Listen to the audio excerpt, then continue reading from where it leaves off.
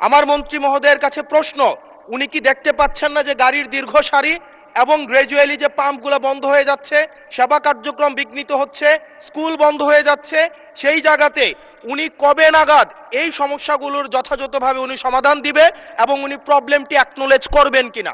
আবুল হাসান আব্দুল্লাহ, কুমিল্লা 4। ধন্যবাদ মাননীয় স্পিকার। মাননীয় স্পিকার,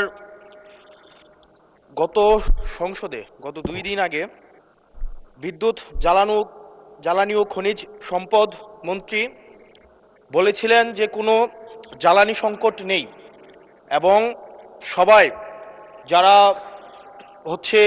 তেল সংগ্রহ করতে যাচ্ছে তারা যথাযথভাবে তাদের সেবা স্থান থেকে পাচ্ছে।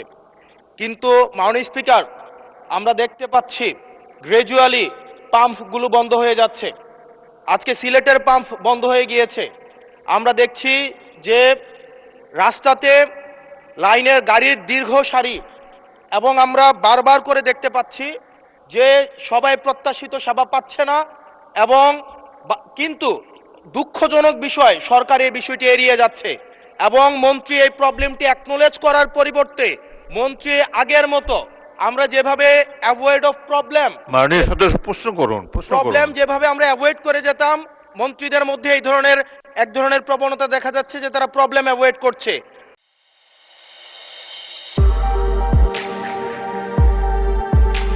আমার মন্ত্রী মহোদয়ের কাছে প্রশ্ন, উনি কি দেখতে পাচ্ছেন না যে গাড়ির দীর্ঘ সারি এবং গ্র্যাজুয়ালি যে পাম্পগুলো বন্ধ হয়ে যাচ্ছে, সেবা কার্যক্রম বিঘ্নিত হচ্ছে, স্কুল বন্ধ হয়ে যাচ্ছে?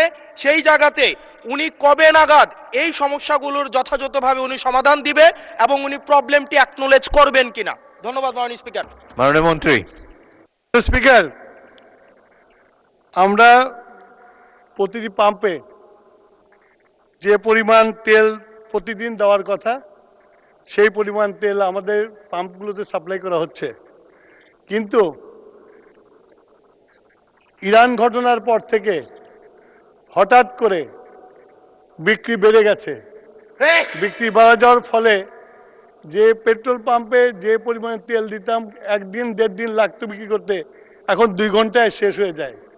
সেই জন্য আপনার মানুষের যে প্যানিক বাইংটা শুরু হয়েছে, লাইন দেখা যায় কিন্তু পেট্রোল সাপ্লাই হয় না, এটা ঠিক না। পেট্রোল প্রতিদিন সাপ্লাই করা হয়। ধন্যবাদ মাননীয় স্পিকার।